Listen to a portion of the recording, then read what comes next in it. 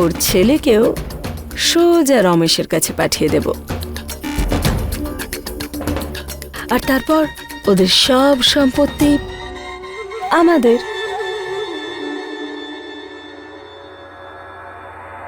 দেখো মা, তুমি প্রফেসরের সঙ্গে যা করতে চাও তাড়াতাড়ি করো।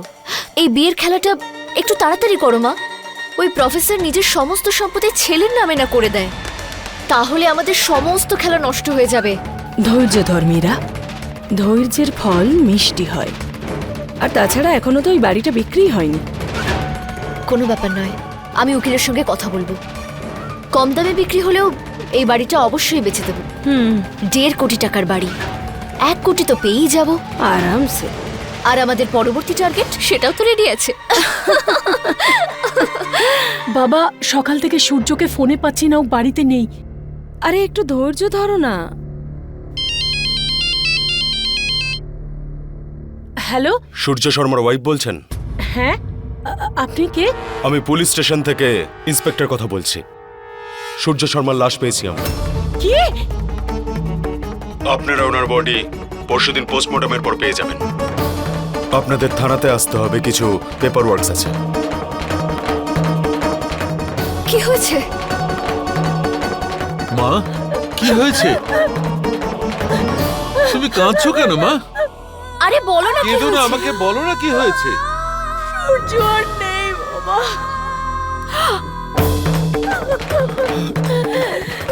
তুমি কি বলছো এসব? বাবা, বাবা, কি হলো? কি হলো তোমার? বাবা, কি হলো তোমার? কি হলো? বাবা, সামলাও নিজেকে। আরে বাবা, কি হলো? কি হলো তোমার? চলো, ও বাবাকে হসপিটালে নিয়ে যাই।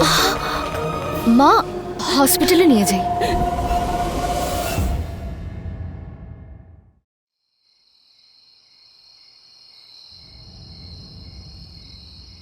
কি ব্যাপার তোমার? আজকে অনেক দেরি করে ফিরলে? হ্যাঁ, আজকে অফিসে অনেক কাজ ছিল। আচ্ছা, আমি জল নিয়ে আসছি।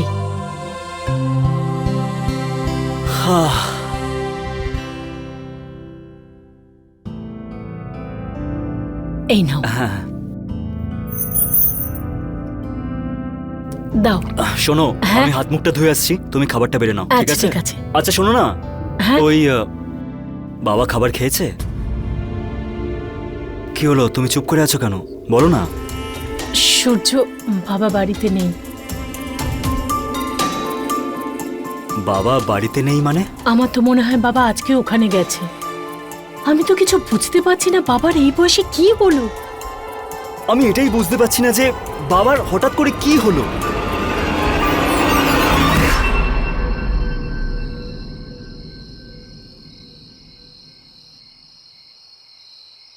কবিতা, আরে তুমি এসে গেছো? আমি তো কখন থেকে অপেক্ষা করছিলাম।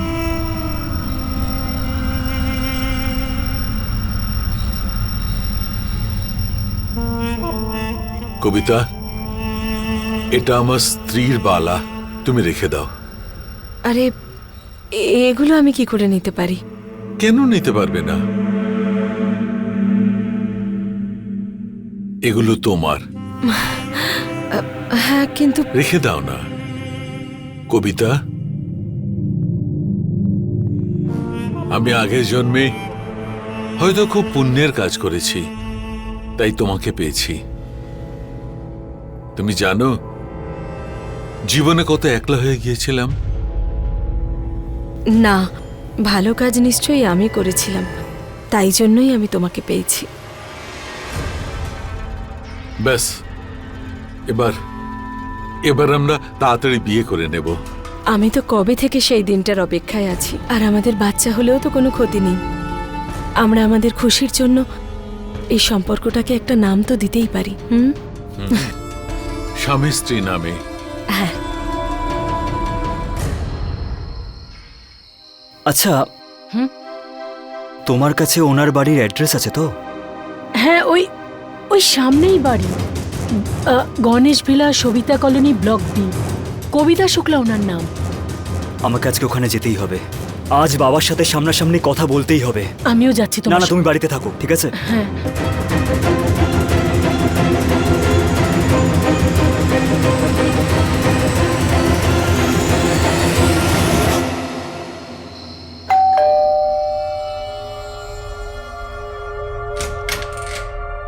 নমস্কার, হ্যাঁ, আপনি? আমি সুরেন্দ্র শর্মার ছেলে সূর্য শর্মা।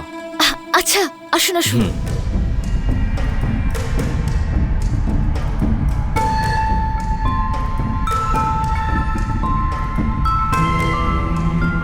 আপনি কে? আমি আমি ওনার মেয়ে হই, যার সঙ্গে আপনার বাবা দেখা করতে আসেন। আমার নাম মীরা। মীরা, তোমার কিছু মনে হয় না যে আমার বাবা এখানে আসে? তুমি আটকাও না কেন ওনাকে?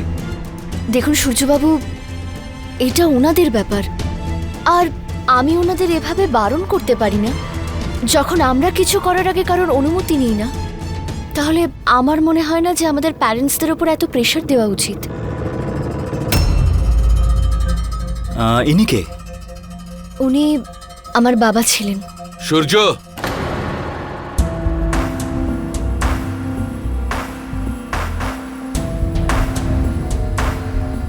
তুই এখানে এত রাতে কেন এলি?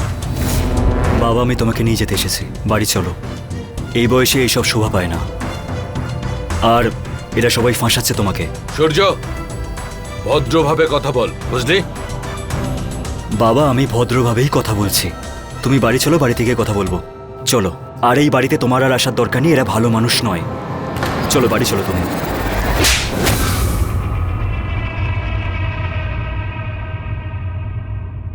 কার ব্যাপারে কথা বলছিস সেটা জানিস? ইনি হচ্ছেন তোর ভাবি মা। আমি এনাকে বিয়ে করছি, সেই জন্য এনার সম্পর্কে যা বলবি ভেবে চিনতে ভদ্রভাবে বল। আর ওই বাড়ি যাবার কথা, আজ রাতে আমি এখানেই থাকবো, তুই যা যা।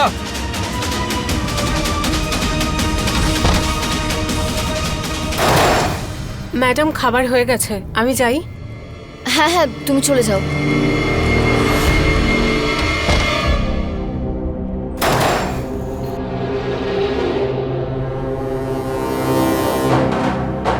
বাবা, দেখো, আমি জানি যে তুমি আমার মাকে অনেক ভালোবাসো, আর আমি তো তোমাকে বাবা হিসেবে মেনে নিয়েছি। কেউ তোমার পাশে থাকুক বা না থাকুক, আমি সব সময় তোমার পাশে থাকবো।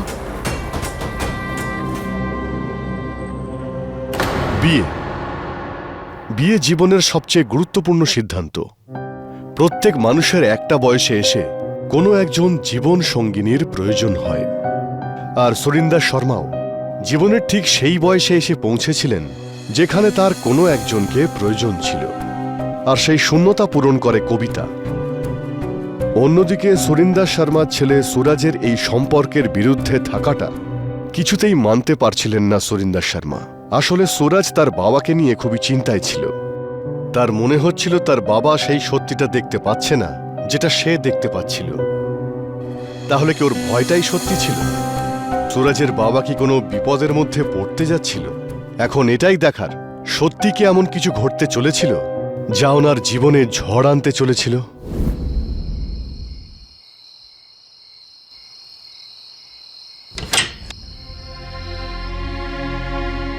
সূর্য,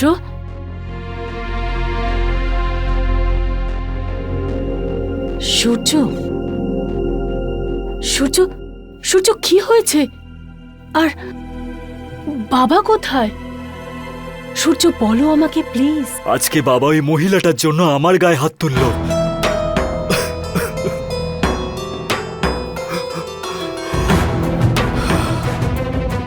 আমার থেকে ওই মহিলাটাই ওনার কাছে আপন। আচমকা কি হয়ে গেল বাবার? আমি বুঝতেই পারছি না এসব কি হচ্ছে। সূর্য, সামলাও নিজেকে। বাবা হন তোমার, তোমাকে খেয়াল রাখতে হবে।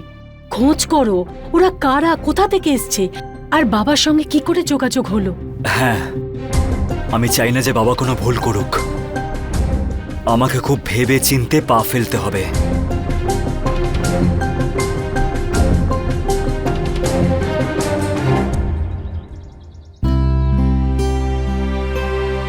তোমার সঙ্গে থাকলে সময়ের খেয়ালই থাকে না। আমারও। তাড়াতাড়ি এসো আবার। হ্যাঁ,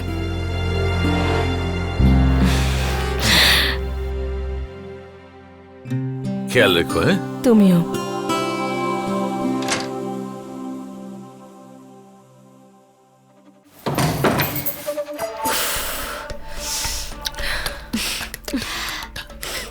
নতুন বাবা তো খুবই রোমান্টিক। চুপ কর, রোমান্টিক নয়, ইমোশনাল ফুল একটা। আরে এই ভালোবাসার নাটক করতে করতে তো আমার মাথাটাই ধরে গেল। আরে মন্নি, এক কাপ চা দাও তো। তবে যাই হোক, বুড়োটাকে বাগিয়ে এনেছি। ফাইনাল করো, কেন ভাবছো এত? তুমি যা করার তাড়াতাড়ি করো। আমার কথা শোনো। আরে ম্যাডাম। পরে উকিল বাবু এসেছেন। এবার চ্যাপ্টার 2 শুরু।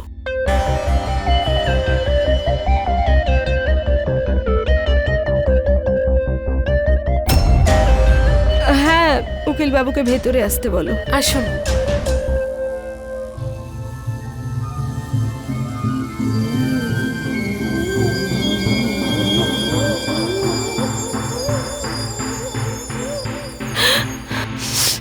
উকিল বাবু, ওনাকে ছাড়া আমি এ বাড়িতে থাকতে চাই না।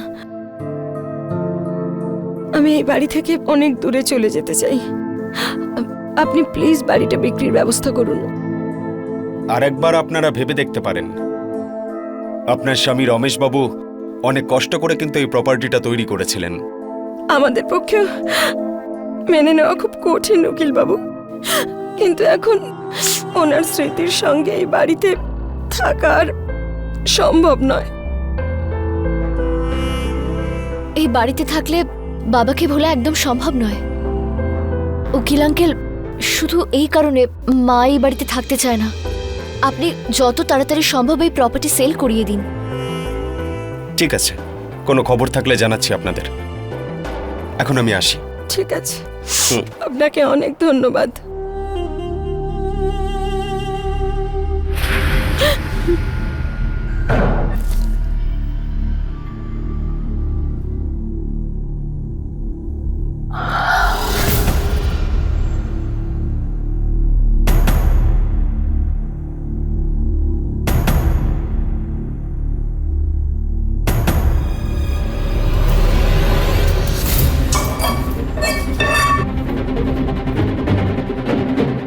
যতটা তোর খিদে আছে তার থেকে বেশি তোকে খাওয়াচ্ছি।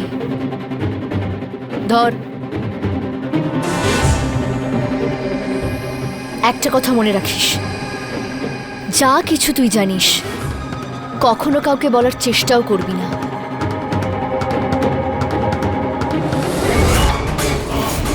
এবার তোর মৃত্যুর পর এই সমস্ত সম্পত্তি আমার হবে।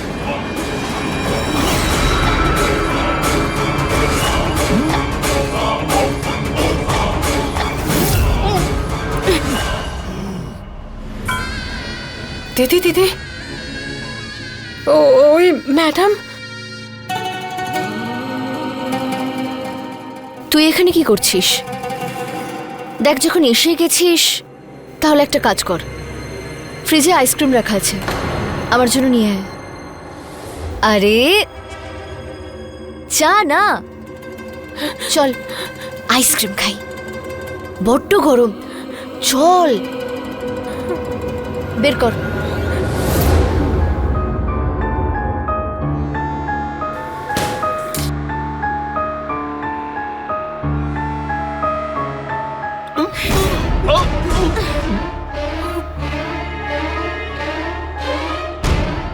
বড্ড গরম পড়েছে।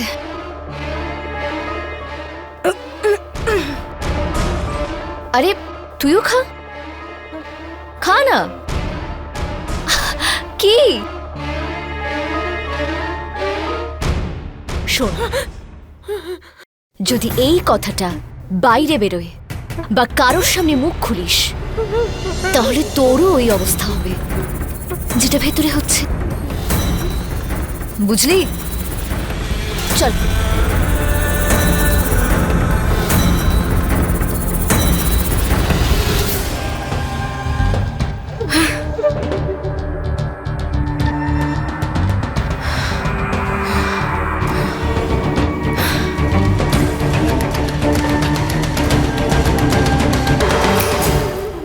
কি হয়েছে? কি ভাবছিস এত? কিছু না। আচ্ছা ঠিক আছে, আজ তো ছুটি।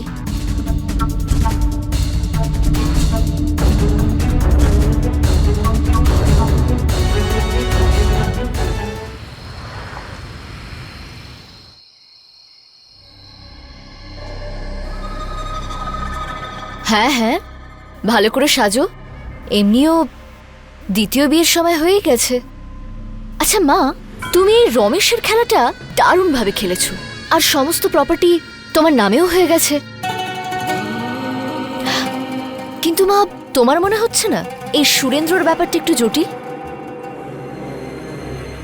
ওর ছেলে আমাদের পথে বাধা হতে পারে। আরে বাবা, তুই টেনশন করিস না। সুরেন্দ্রর ছেলে আমাদের কোনো ক্ষতি করতে পারবে না। ওই প্রফেসর তোর মায়ের প্রেমে পাগল হয়ে গেছে। এখন আমি যা বলবো ও ঠিক তাই করবে। তুই শুধু একবার আমাদের বিয়েটা হয়ে যেতে দে, তারপর একদিন শুভ মুহূর্ত দেখে ওর ছেলেকেও সোজা রমেশের কাছে পাঠিয়ে দেব, আর তারপর ওদের সব সম্পত্তি আমাদের।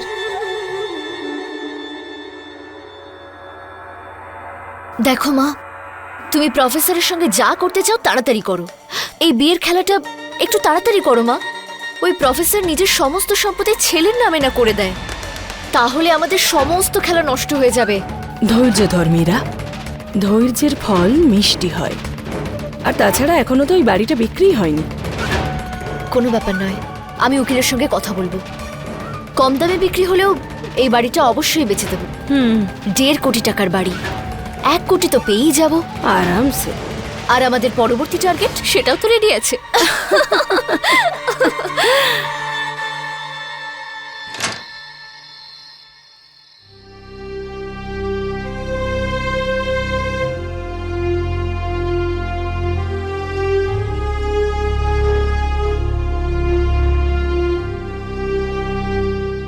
বাবা সূর্য, যা কিছু ঘটেছে ঘটা উচিত ছিল না। বাবা, তোর গায়ে আবার হাত তোলা ঠিক হয়নি। আমার খুব কষ্ট হচ্ছে, কিন্তু তোরও তোর বাবার উপর বিশ্বাস রাখা উচিত ছিল।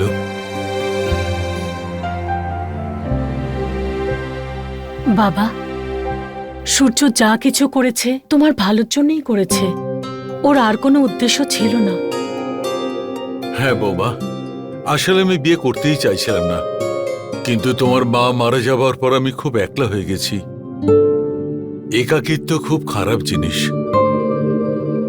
মানুষের বেঁচে থাকার ইচ্ছাটাই চলে যায়।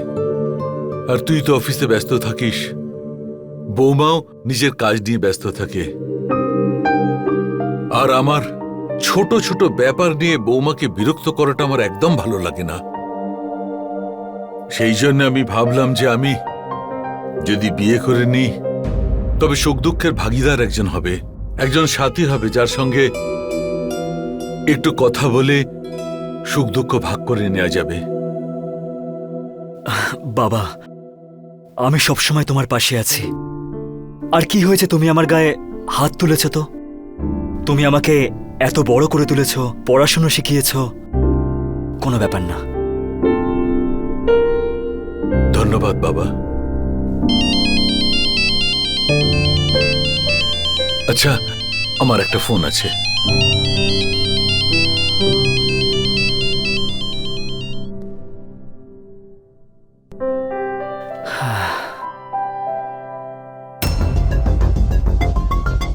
কি হলো? এটা তো সেই বাড়িটাই, আমি তো কালকে এখানে গেছিলাম। আরে যাকে বাবা বিয়ে করতে চাইছে। হ্যাঁ, সেই বাড়িটাই না? কিন্তু উনি প্রপার্টি কেন বিক্রি করছেন? কিছু তো গন্ডগোল আছে। 9821। হ্যালো,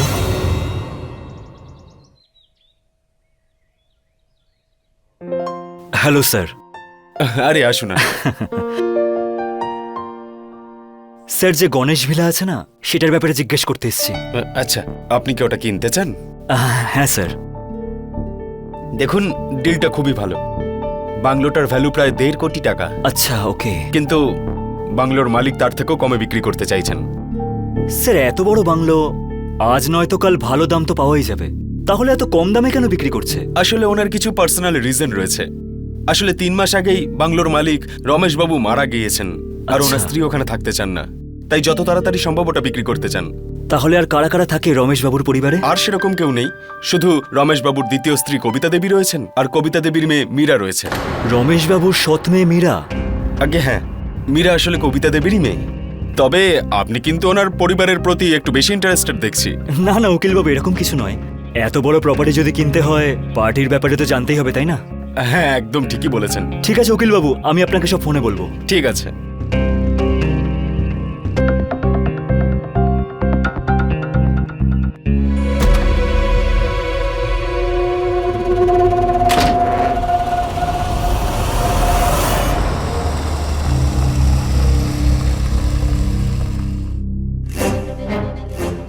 এখানে কি করছে? আরে বসো না। আঙ্কেল, এক্ষুনি আপনার অফিস থেকে যিনি বাইরে বেরোলেন উনি কে ছিলেন?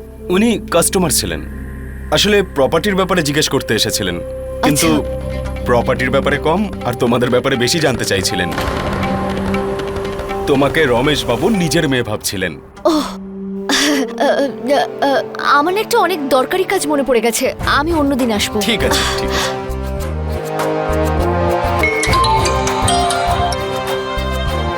হ্যালো মা, সূর্য সব জেনে গেছে যে আমি রমেশ বাবুর আসল মেয়ে নই।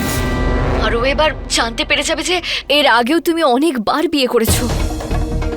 আর ওই সব কিছু জেনে সুরেন্দ্রকে বলে দেবে মা।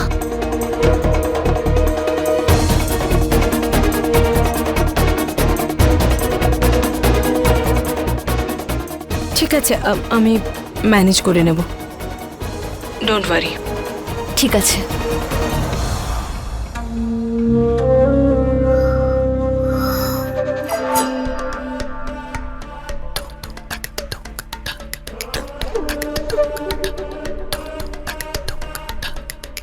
হ্যাঁ গো, শুনছো?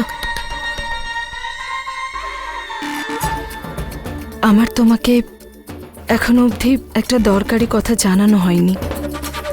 হ্যাঁ বলো কবিতা, কি কথা? ব্যাপারটা হলো এটাই যে মীরা আমার নিজের মেয়ে নয়। আচ্ছা, আমি ওকে দত্তক নিয়েছিলাম। আমি তোমাকে এই কথাটা এতদিন এই জন্য বলিনি কারণ আমি ভেবেছিলাম তুমি যদি মীরার সাথে খারাপ ব্যবহার করো, তাই মেয়েটা অনেক কষ্ট পেয়েছে। শুধু ভালোবাসাই চায় মেয়েটা। আমি চাইনি যে ওর পাস্ট, ওর ভবিষ্যৎ নষ্ট করুক। শুধু সেই কারণেই আমি তোমায় কথাটা বলিনি। যদি তোমার খারাপ লাগে তো আমাকে ক্ষমা করে দিও। না কবিতা, এতে খারাপ লাগবার কি ব্যাপার আছে কবিতা?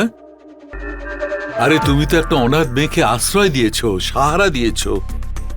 তোমার এই ব্যাপারটা জানার পর আমার কাছে তোমার সম্মান বেড়ে গেছে, ভালোবাসাও অনেক বেড়েছে। সত্যি? একদম।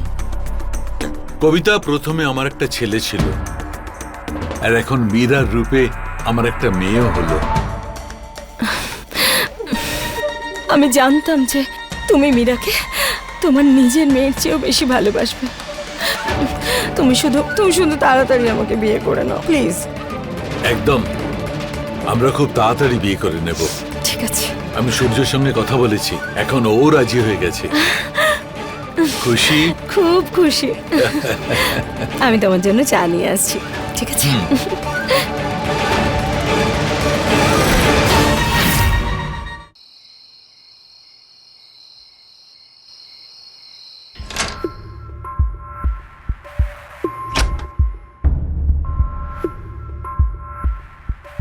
বাবা সূর্য।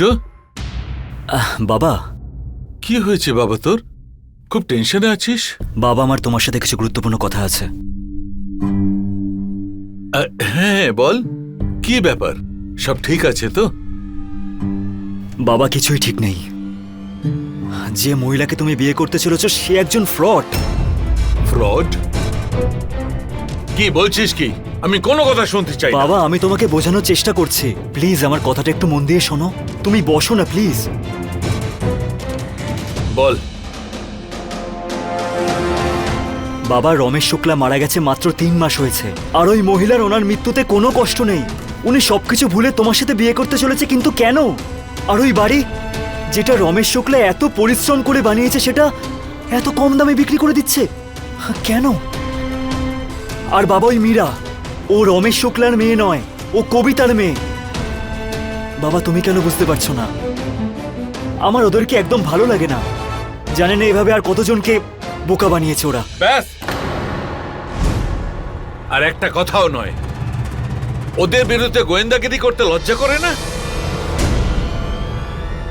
আমি জানি যে মীরা ওর মেয়ে নয়, আর আমি এটাও জানি যে ওর স্বামীর মৃত্যু হয়েছে।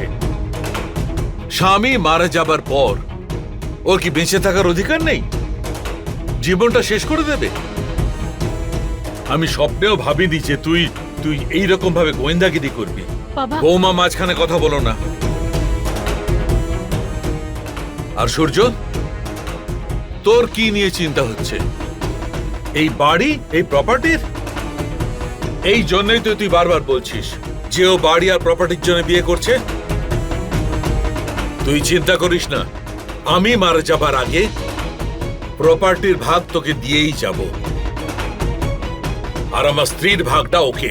বাবা, তুমি এসব কি বলছো? ঠিকই তো বলছি। এই বয়সে একটু ভালো থাকার চেষ্টা করছি, তোর সহ্য হচ্ছে না। আরে সারা জীবন আমি তোকে ভালো রাখার চেষ্টা করেছি, আর এখন যখন তুই নিজের পায়ে দাঁড়িয়েছিস, বড় হয়ে গেছিস, আমি একটু ভালো থাকতে চাইছি, সেটা তুই মেনে নিতে পারছিস না। তুই সেটা সহ্য করতে পারছিস না। বাবা, বাবা,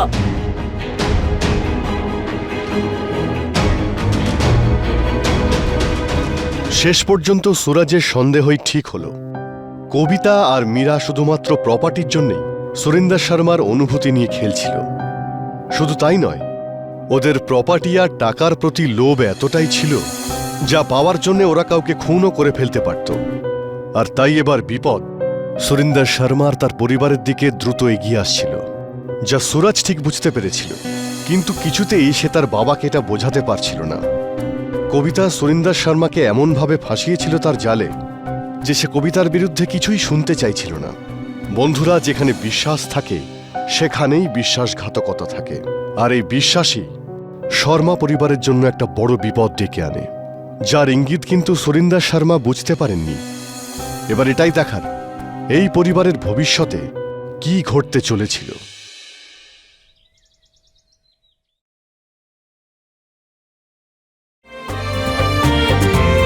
এসো কবিতা, নতুন বাড়িতে তোমাকে স্বাগত। এসো।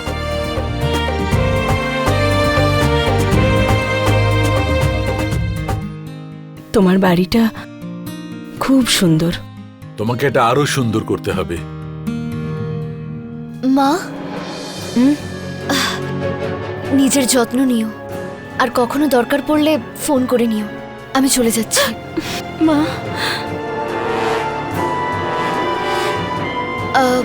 বাবা, আমি তাহলে আসি।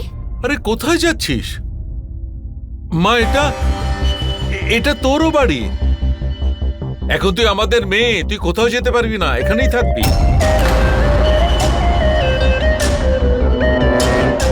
কিন্তু বাবা, কোনো কিন্তু ঋতু নয়, তোকেও এখানেই থাকতে হবে। আরে পুরো পরিবার আমরা একসঙ্গে থাকবো মা। থ্যাংক ইউ বাবা। তুমি আমার জীবনে আসতে আমি নিজের বাবাকে ফিরে পেয়েছি। মা, আমিও তো একটা মেয়ে পেলাম। এবার ফ্যামিলিটা কমপ্লিট হলো। এসো এসো এসো এসো।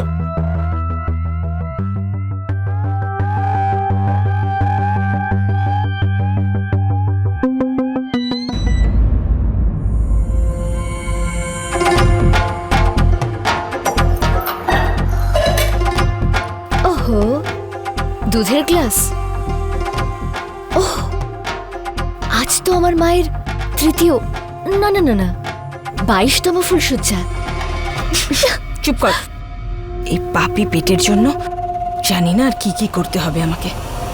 এসব বুড়োদের ফাঁসাতে হচ্ছে। তবে এই গ্লাসটা আমার জন্য। বুড়োটা হয়তো কখন ঘুমিয়ে পড়েছে। আচ্ছা শোন, তোর মনে আছে তো তোকে কি করতে হবে? আজই বাড়িটার প্রতিটা কোণা বুঝে নে। তুমি টেনশন করো না, আজ রাতেই সব কাজ করে ফেলবো। এত রাতে আপনারা দুজনে এখানে কিছু দরকার আছে? না না না, ওই আসলে আমি ওর জন্য দুধ নিতে এসেছিলাম। আমি যাচ্ছি, হ্যাঁ?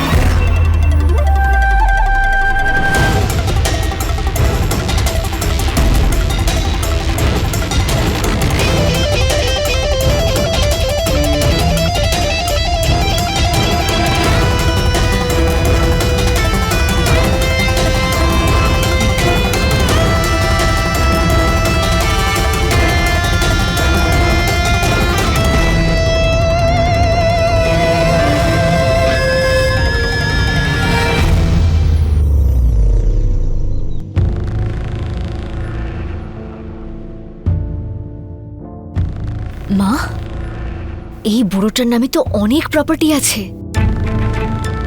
আর যা এই বুড়োটার নামে আছে সে সবই এখন তোমার। আর এখন তো বিয়েও হয়ে গেছে। যা কিছু করার তাড়াতাড়ি করো। কিছু ভেবেছিস তুই? আরে বাবা, কি ভাবছো? কিছু না। ওই মীরা বলছিল যে ও বেশি দিন এখানে থাকতে চায় না, তো ভাবছিল যে দিল্লি গিয়ে যদি MBA করে তো। হ্যাঁ, হ্যাঁ হ্যাঁ, সেটা তো খুব ভালো কথা। আরে কোথাও যাওয়ার দরকার নেই, তুমি এখানে থেকে MBA করো, আর এই বাড়িটাও তো তোমারই, তাই তো বাবা? হ্যাঁ, সেটাও অবশ্য ঠিক। আমি সব কলেজের ফর্ম নিয়ে আসছি, যেটা তোমার ভালো লাগে ভর্তি হয়ে যেও। ঠিক আছে। আরে তোমরা বসো না, আমি চা জল খাবার নিয়ে যাচ্ছি। হ্যাঁ, খুব চা তেষ্টা পেয়েছে। হ্যাঁ, এক্ষুনি দিচ্ছি।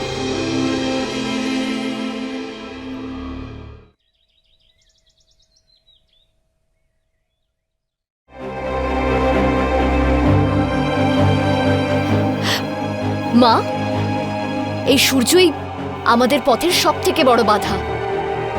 দেখনি তুমি কেমন উল্টোপাল্টা বকছিল? এ তো আমাকে বিদ্বান বানিয়েই ছাড়বে। বুদ্ধিমান লোকেরা খুব সাংঘাতিক হয় মীরা, তাই এবার যা করতে হবে খুব ভেবে চিন্তে করতে হবে। তাড়াহুড়ো করে কোনো গন্ডগোল করা চলবে না। যদি ফেঁসে যায় না, তাহলে সব শেষ হয়ে যাবে। আর তাছাড়া এখন তো আমি সুরেন্দ্রর বউ হই না, এখন যদি ওর কিছু হয়ে যায় তো সবকিছু তো আমারই হবে, তাই না? সেই জন্য এখন খুব সাবধানে পা ফেলতে হবে। তুই বেশি হাইপার হোস না। মা, আমি কোথায় হাইপার হচ্ছি?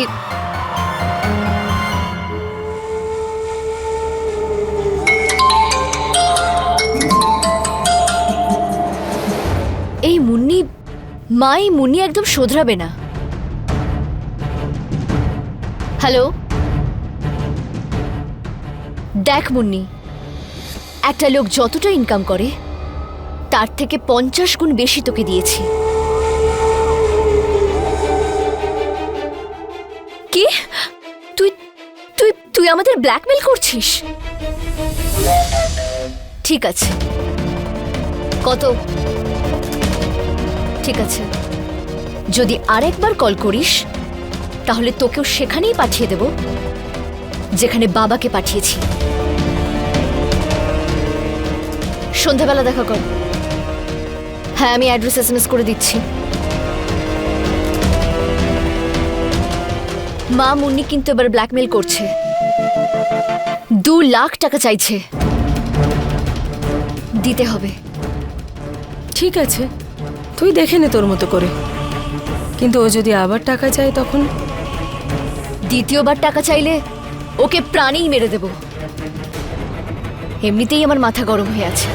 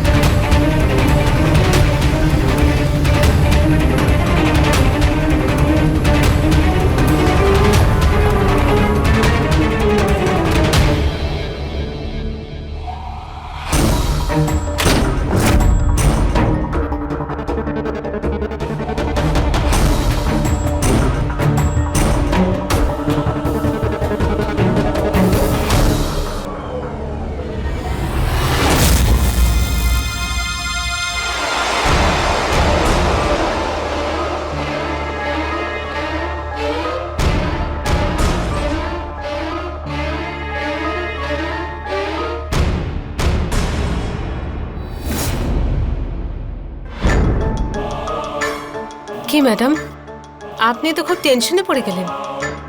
এত বেশি টাকা তো আমি চাইনি আপনার থেকে। 2 লাখ নিজের সীমায় থেকে যদি চাইতিস তাহলে ভালো হতো। ম্যাডাম, আপনাদের এত বড় কথাটা যে লুকিয়েছি আমি, যদি সবাই জানতে পেরে যায় যে আপনার মাই ওকে মেরে ফেলেছেন আর ওনার টাকার জন্য ওনাকে বিয়ে করেছিলেন, আর বিয়ের আগে থেকেই ওনাকে মারার প্ল্যান করে রেখেছিলেন, তাহলে আপনাদের কি হবে বলুন তো?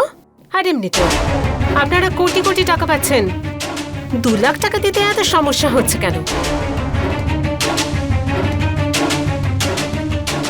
ধর আমি তোকে 2 লাখ টাকাটা দিয়েই দিলাম, তাহলে এই কথাটার কি গ্যারান্টি আছে যে তুই কখনো কারোর সামনে মুখ খুলবি না?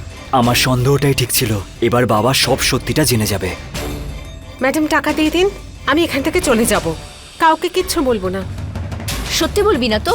না না, কিচ্ছু বলবো না। ঠিক আছে।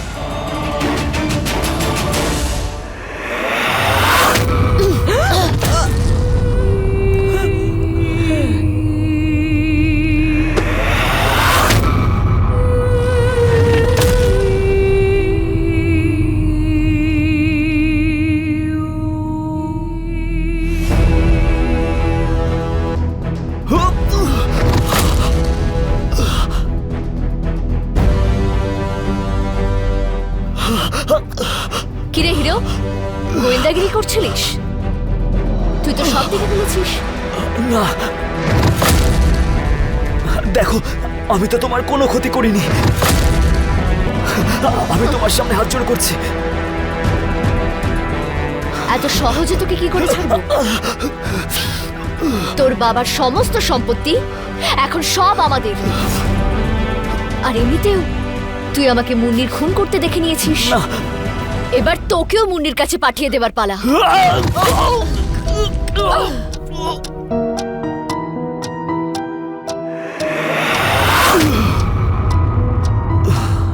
এবার এই সূর্য আর কখনো উদয় হবে না।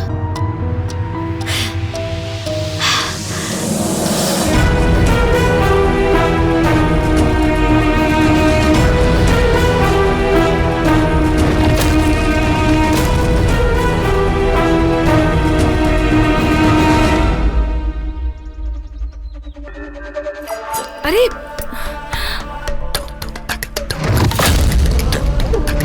কি হয়েছে? মা, সূর্য সূর্য অস্ত হয়ে গেছে। কিন্তু কেন, কিভাবে? ও মুন্নির খুন করার সময় আমি দেখে নিয়েছিল। আমি কি করতাম দেখো, তুমি তুমি একদম নর্মাল রিয়েক্ট করো। বাড়িতে বিশাল ঝামেলা সৃষ্টি হতে চলেছে।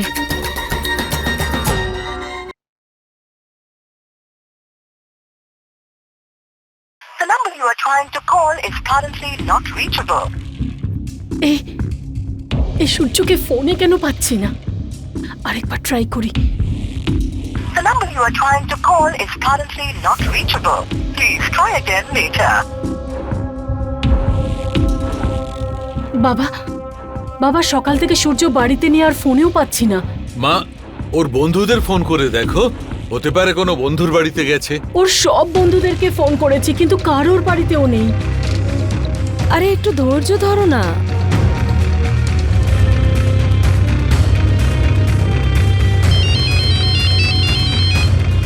হ্যালো, আমি পুলিশ স্টেশন থেকে ইন্সপেক্টর কথা বলছি। সূর্য শর্মার লাশ পেয়েছি আমরা। কি? আপনারা ওনার বডি পরশুদিন পোস্টমর্টমের পর পেয়ে যাবেন।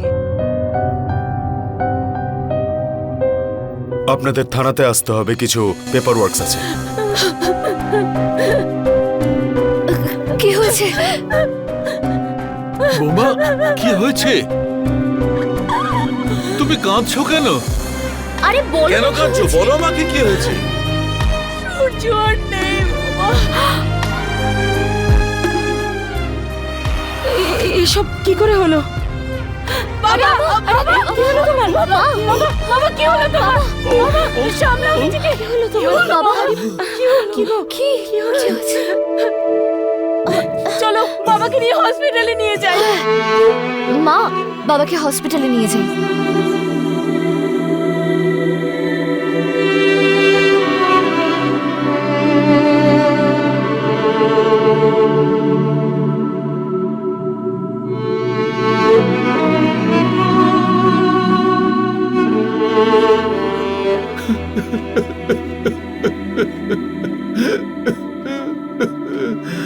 বাবা, নিজেকে সামলাও।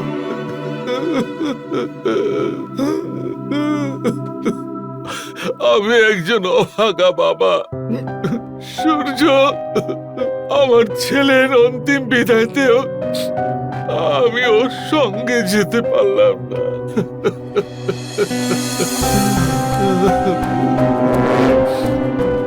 বাবা, নিজেকে দোষ দিও না বাবা। এমনিতেও তোমার শরীর ঠিক নেই, নিজের শরীরের খেয়াল করো। জানি না ভগবান এত ভালো ছেলেটাকে কেন এত তাড়াতাড়ি তুলে নিল। চলো, তুমি একটু বিশ্রাম নেবে। চলো চলো বাবা, চলো, এসো।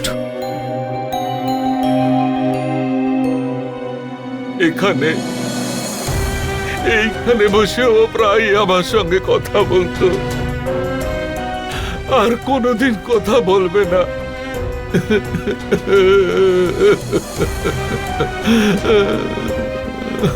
আকাঙ্ক্ষা, তুমি ওনাকে ভেতরে নিয়ে যাও, আমি একটু পরে আসছি। হ্যাঁ, চলো বাবা।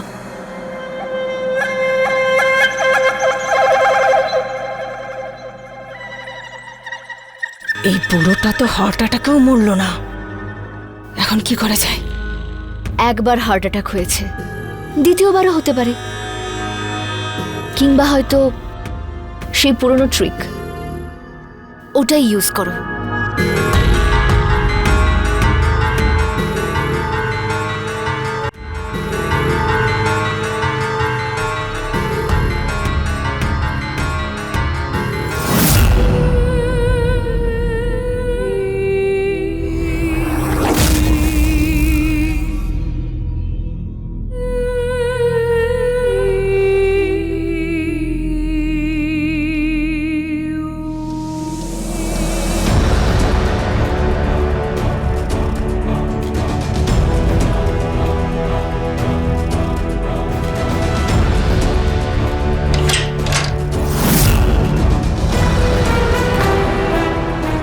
আমার স্বামী ঠিকই বলতো, তোমরা দুজনে ফ্রড। এখন বাবাকে মারছো টাকার জন্য। আমি এরকম হতে দেবো না। চলো এখান থেকে বের হও। ছাড় আমাকে, ছাড়। এই, মনে হচ্ছে তুইও মরতে চাস। তোর স্বামী সূর্য খুব গোয়েন্দাগিরি করছিল। জানিস কিভাবে মেরেছি? এই যে ছুরি, এটা পুরোর পেটে ঢুকিয়ে দিয়েছি। আর এবার ঠিক এভাবেই এই বুড়োটা মরবে। আর তারপর তুই, তারপরে এই সম্পূর্ণ প্রপার্টিটা হবে আমাদের। তার মানে তোর শ্বশুরের বউয়ের। কি মা? একদম ঠিক। অনেক দিন ধরে এই নাটকটা চলছে। এবার তোর আর এই বুড়োটার মৃত্যুতে এই নাটকটার ক্লাইম্যাক্স হবে। নেমিরা, খেলা শেষ কর। দাঁড়াও।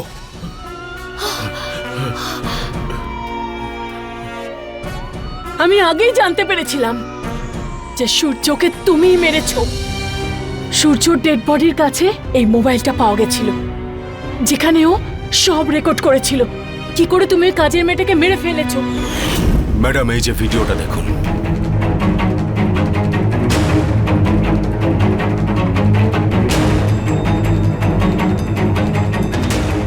স্যার, স্যার, এই মেয়েটা তো আমাদের বাড়িতে। আমাদের কাছে মীরার বিরুদ্ধেই প্রমাণ রয়েছে। ওর মা কবিতার বিরুদ্ধে কোনো প্রমাণ নেই। ওদের দুজনকে আমাদের হাতে নাতে ধরতে হবে, তাই এই নাটকটা করে যেতে হবে। তার জন্য আমরা আপনার বাড়ির আশেপাশেই থাকবো। আর এই মা আর মেয়ে দুজনে নিশ্চয়ই কিছু না কিছু ভুল করবে, কিন্তু আপনাদেরকে সতর্ক থাকতে হবে। এই যে প্রমাণ। ইন্সপেক্টর, নিয়ে যান এদের দুজনকে। কনস্টেবল, হ্যাঁ, নিয়ে চলে। চলো চলো। বাবা, তুমি ঠিক আছো? আমার ছেলে সূর্য।